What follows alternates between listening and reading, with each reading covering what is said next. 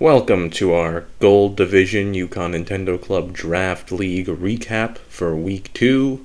This week we have Alfie on Tactical against Declan Contract Crawdad.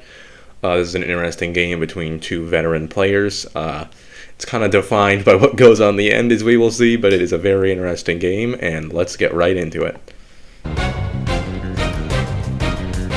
So, to start us off, we have Alfie coming out with Silverly Poison, a wise choice for Altari, I would say, considering there wasn't really any other Fury Resist on his draft. Maybe Volcarona, and Declan goes with his signature Cramorant. Cramorant goes with the Surf, gets the Gulp Missile going to punish any attacks coming its way. Silverly uses Toxic, good move, considering Alfie probably knew the Gulp Missile was coming, especially since Silverly is slower than Cramorant and couldn't hit it before it got the Gulp Missile. So that was a good move for Alfie, I would say. Cramorant, undissuaded, comes out with another Surf, very nice crit. Don't really know if it matters because it's still a 3 KO either way, but certainly very nice damage. Oh, see, that does matter because Alfie's leaving, so that's good damage on it for later. Alfie still kind of dancing around a Bolt Missile damage, which is always good. Brings out Thunderous with the lowered attack on Cramorant, maybe in a setup position with Thunderous, right, for nasty fire and agility. But goes to the Dark Pulse, probably smartly expecting to switch into Runerigus, right? Declan's ground immunity, but Declan, for maybe calling the bluff a little bit, stays in with Cramorant and opts for another Surf. I don't really know if that's calling the bluff or just trying to avoid setup from Thunderous, but not a terrible move either way, right? Because Cramorant's kind of already done a lot of damage to Silverly. Losing it here is not the worst thing, so I don't blame Declan for staying in. Thunderous with another Dark Pulse and kills it at the cost of much of its own health. Thunderous is already at death's door, unfortunately, so Cramorant really did its fair share of work, bringing two Pokemon down deep to the red zone, which is very nice to see from an E-tier shitter. So Ambipom comes out, probably a fake out coming in here, right? One can assume.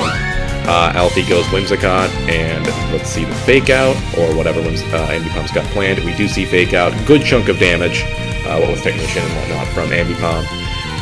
Whimsicott goes right for an Encore here, which is always very annoying when Whimsicott does have it in those right situations. Declan is locked into Fake Out and needs to get out of there, because now Alfie can go for maybe a sub or a Moonblast, even a U-turn for Momentum. Be interested to see what he tries here. Let's see what Whimsicott's doing with its Encore turn. We see a hard switch into Thunderous, which is fair. I mean, you don't even really need U-turn, right? Because you just know they're going to switch. They're not going to stay with their Ambipom locked into Fake Out, if they can't keep using. We see the Protect come out to get the Speed Boost and Blaziken, which should outspeed Thunderous unless it is Scarf, and the way Alfie is playing it here, I would imagine it would be Scarfed, with the way he was so willing to lock in a Dark Pulse against Cramorant, but we will see. And imagine it's choice something. Yep, it is Scarf, faster than Blaziken, and Blaziken will probably come out with a kill here, just because of Thunderous' Starry State. Yep, gets the Fire Punch, and Thunderous goes down. Now, the numbers are even on this, both the Silver, really is even actually, because they both have 5 left, but both also have one Pokemon, Silverly for Alfie and Blaziken for Declan, that is severely weakened in this state. Let's see, we see Whimsicott come out. It could go for an Encore, maybe a Stun Spore. Encore doesn't seem that bad good here, though, because, there we go, there's Encore, but just doesn't let Blaziken get the kill, which is fine, though, right, because he's locked into Fire Punch against Wishy-Washy. Though Wishy-Washy, unfortunately, isn't really a setup sweeper. It's just kind of, you can get a good, maybe, Momentum here, or U-turn or a flip turn, but that's kind of the best you're going to do. And we'll see what Declan does with Blaziken. Maybe he wants to save it for a hit. It can. It's faster than Silverly, if Cramorant was, probably, and it should be faster than Trevenant, so maybe he'll save it for that, but I'm not sure. Oh, Mega Lopunny, interesting. Okay.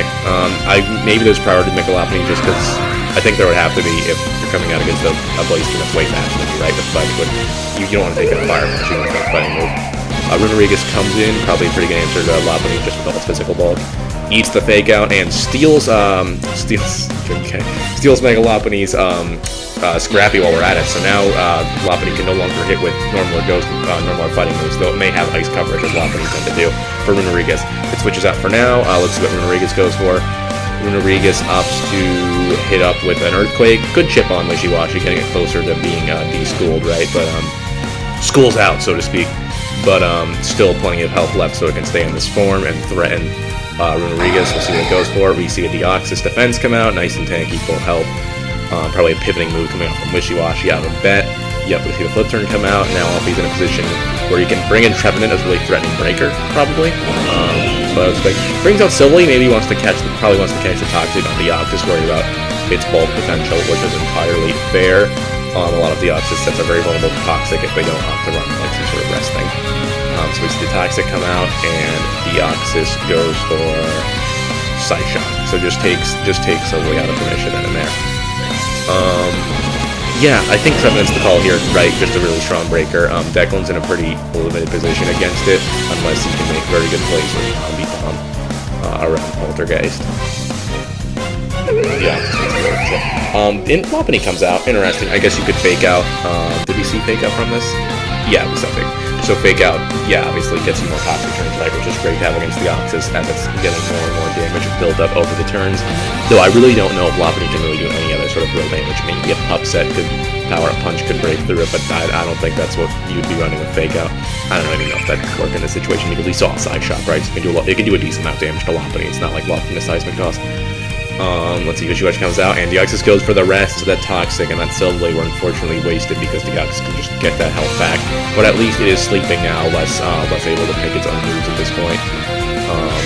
We'll see Wishy-Washy probably pivot again this turn. We'll see Sleep Dog come out from Deoxys, and it gives us Calm Mind, which is interesting. Doesn't really help it against Trevenant though, right? So I think that's kind of a pressing matter as Wishy-Washy flip turns, and I would imagine it brings out Trevenant. I was really surprised with the Lopunny again, but it didn't hurt. Yep, and we do see Trevenant. So Trevenant, obviously very threatening position here with Poltergeist, unless there's an Ambipom switch. But it really depends on the Trevenant set, right? If it's not choice, it's not even Ambipom doesn't even pose a huge problem because even a choice, you're not choice locked, so you can just do a lot of damage to Ambipom anyway. And Ambipom without its normal moves can't do a lot of damage to Trevenant. Maybe a knockoff, but it's not going to be the strongest knockoff ever. Blaziken goes down, not the worst sack, that doesn't make sense. 4%, why not? I can see it. Let's see, Declan next brings out Altaria. Very fair bring in here. Poised to do a lot of good damage. Certainly Dragon Dance could even get a sweep here. Let's see, we see Wishy-Washy come in. Fair enough, Trevenant's not in a great position there. And probably should be saved for the other things it's good against. We see Altaria get a nice return, and that gets Wishy-Washy right into the D-Schooled zone, which is very good for Altaria because it's much weaker now. I can't see it doing much damage to make Altaria here, so a Dragon Dance looks really good from our Declan stance, and that's exactly what he goes for. But we see a Z move come out from the little Wishy-Washy. Let's see which one we're looking at here, and that is Sub-Zero Slammer, which gets surprisingly good damage considering the low stats on that. Nothing amazing, but really good. And really just the thing Alfie needed in that situation. So we see their turn come out and kill Wishy-Washy. I'd imagine Alfie goes for a Mega Lopunny here to try and get a fake out. Maybe Declan, I don't know the calcs on fake out, but I think Declan could probably stay in and just hit it up with their turn. But he does switch out, which I suppose may have been a bit of a mistake. Just because I don't know if the fake out was a kill. I don't know the calcs on that. Maybe an adamant. I don't know what an adamant Lopunny is for Mega Altaria, but I think at 39 it could maybe live, but that's probably not close to Mega Altaria, so who knows. So Boomerangus comes in though, which is generally a pretty safe position anyway. We see the triple Axle come out, does some very good damage because it hits all three, which is always nice. And Boomerangus is... Let's see what Boomerangus does. So Boomerangus goes for a Poltergeist, which is very unfortunate read. I guess Declan was expecting to switch to Trevenant, trying to catch the Earthquake, but sadly that seems to have been a bit of over-prediction there, because Lopunny just stayed right in there. Thankfully, the next triple Axle misses though for Declan, so he can maybe get something going. I don't know how much one Earthquake really helps him here, but I guess that does put Lopunny in a weaker position at least. Sadly, not even a 2-hit KO though. And Mega Lopunny will probably get the kill here with the triple Axle. The triple Axle, I mean, I always say I prefer Ice Punch just because, I mean, triple Axle, it is better than Ice Punch in a lot of situations, do so much more damage, but it does feel so unreliable because all the chances it has to miss and hit 3 times. In addition to really punishing with Rock Gambit. But it did work. It worked out here. So Boomerangus is dead.